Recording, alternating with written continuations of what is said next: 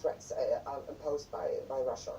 And I think that's good. I mean, that this is being done, it's being undertaken, but I'm a bit skeptical whether to make this a public, let's say, reason of speculation or subject of speculation, because this is exactly what plays into Putin's hand. Yeah. If we sit here around and we show that we are concerned and that we even are really scared, I mean, that's already part of his strategic messaging. So in other words, I mean, I think we should refrain a bit from these speculations. We simply say we are prepared. Let's take a look at what some particular Western countries are now doing, starting with the United States. President Biden has now called for $33 million in support for Ukraine. As a former Washington correspondent, what do you think Biden is striving to do here? Many as much about Russia versus the U.S. as it is about Russia versus Ukraine. Would you agree, and would you expect that the latest U.S. move would be escalatory? I would say the Americans are well advised not to take this as a war between Biden and Putin. This is something that Putin wants. He wants to sit side by side with the Joe Biden. We are the most powerful leaders in the world. Maybe Xi Jinping from China is joining us. But my partner in dealing with Ukraine, it would be Joe Biden. No, it's not a war between NATO and Russia. It's a war between freedom-loving countries, so-called the West.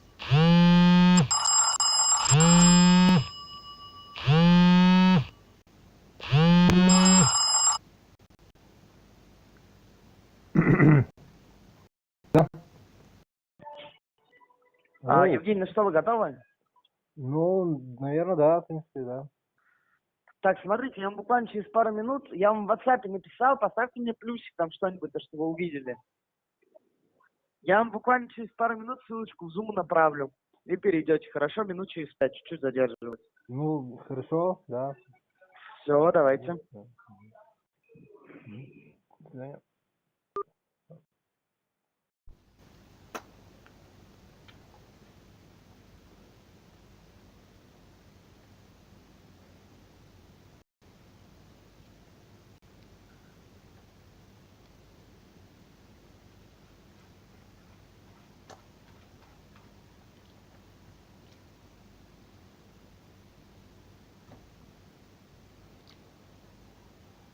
I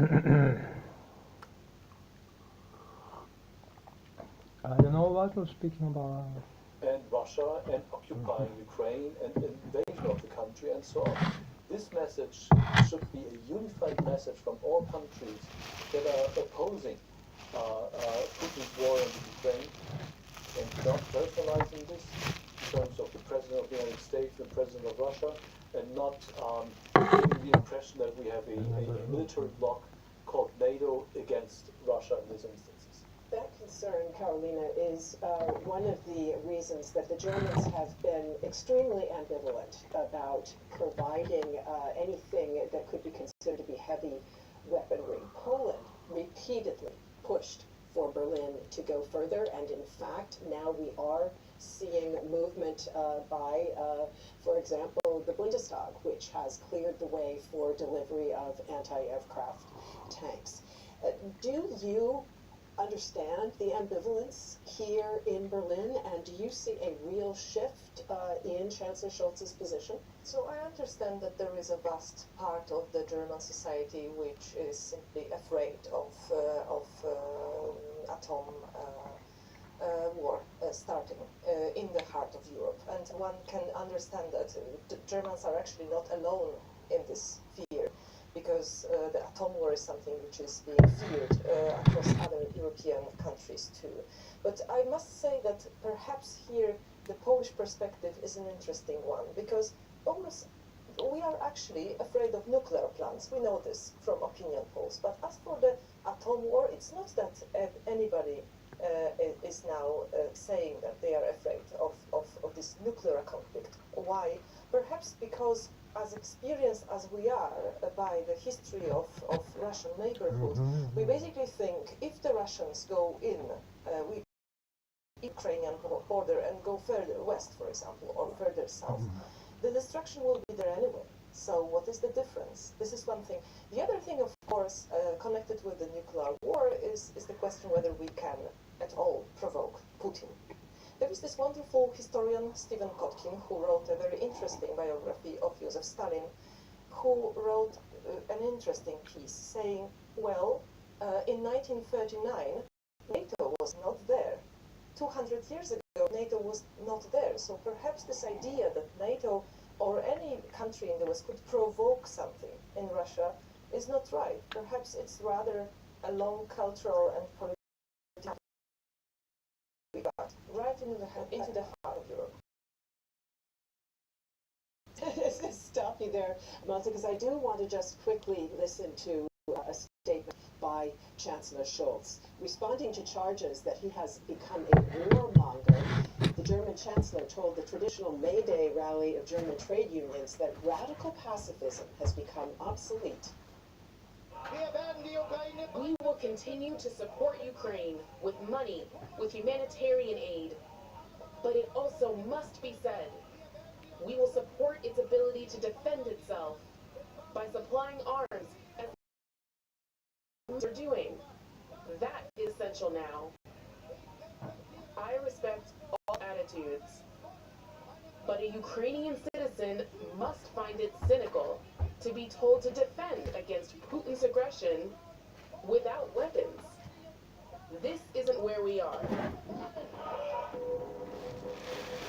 Definitely not an easy thing for a social democratic chancellor to say. You could hear the catcalls there in the background the entire time.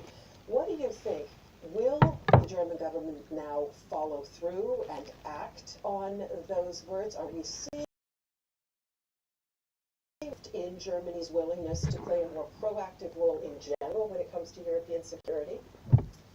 I hope so, but I'm cautiously optimistic. Let's put it like this. I think on the one hand, one has to bear in mind that indeed it wasn't easy for a coalition government that started with a completely different political agenda to make a U-turn and then turn into a crisis management mode dealing with the fallout of a really full-scale military conflict in the midst of Europe. And if you look at how social democrats within the party, but also the Green Party, has started to shift, has started to become really refocused, I personally think they've done a pretty good job.